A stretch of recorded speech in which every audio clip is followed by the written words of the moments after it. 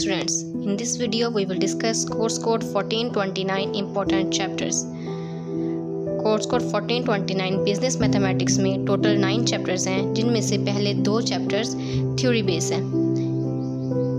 इसके अलावा बाकी के 7 चैप्टर्स की हमें तैयारी करनी होती है। ये चैप्टर्स बहुत इजी हैं, ये पहले आप 9th 10th इंटरमीडिएट में भी कर चुके हैं।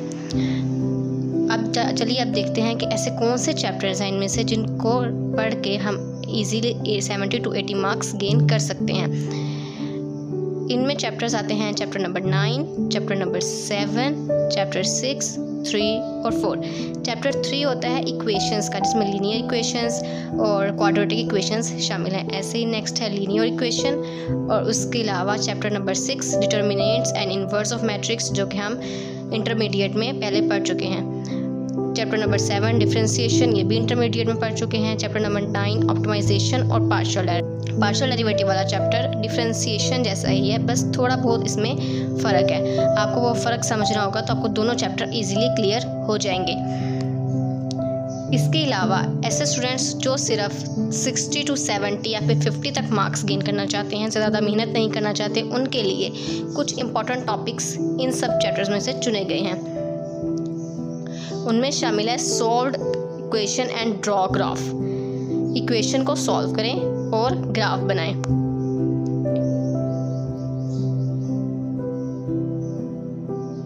क्वाड्रेटिक इक्वेशन या लीनियर इक्वेशन जैसी इक्वेशंस दी जाती हैं, उनको सॉल्व करके ग्राफ बनाया जाता है। चैप्टर नंबर 4 और 9 में ग्राफ दिया गया है। मैट्रिक्स 9th 10th में पहले पढ़ चुके हैं, इसमें रो मैट्रिक्स, कॉलम मैट्रिक्स, सब मैट्रिक्स हैं। फिर मैट्रिक्स को प्लस करना, मैट्रिक्स को माइनस करना, इनको मल्टीप्लाई करना, इन्वर्स लेना, ये सब शामिल हैं। ज़्यादातर इन सब में मैट्रिक्स वाले टॉपिक में ट्रांसपोज को अहमियत दी जाती है।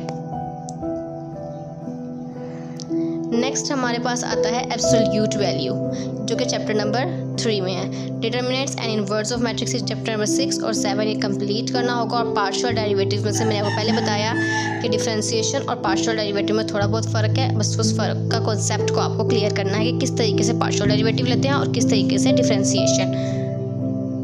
आइए देखते हैं जो हमने टॉपिक्स देखे हैं कि उन टॉपिक्स के मुताबिक हम पास्ट पेपर्स को ईजिली सॉल्व कर सकते हैं।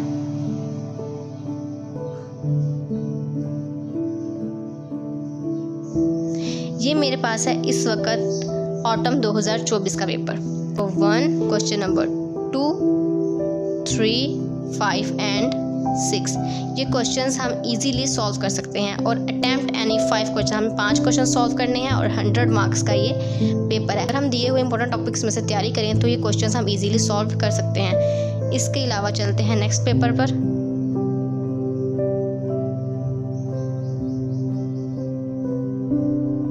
इसमें से हम क्वेश्चन नंबर 2, क्वेश्चन नंबर 5,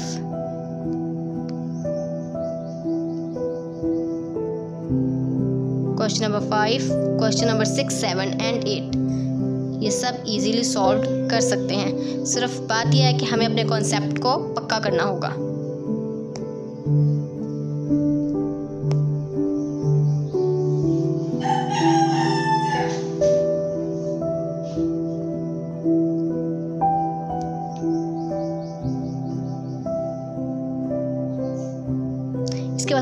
इसके बाद हमारे पास आता है एक और पास्ट पेपर, जिसमें हम अगर फर्स्ट 2 क्वेश्चंस को स्किप कर दें तो इसके बाद पूरा पेपर हम बआसानी सॉल्व कर सकते हैं। जैसे क्वेश्चन नंबर 3, 4, 5, 6, 7 एंड 8।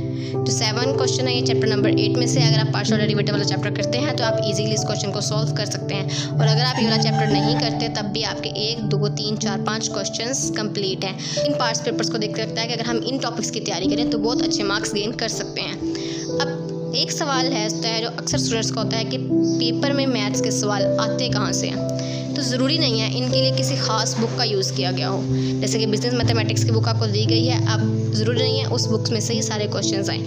लेकिन हमें क्या करना होता है कि पूरी बुक में जितना भी हमारा कॉन्सेप्ट है जो हमने तैयार करना है, उसको हम इतना करें, इतनी उसकी प्रैक्टिस करें कि वो कॉन्सेप्ट हमें 100% तैयार हो जाए।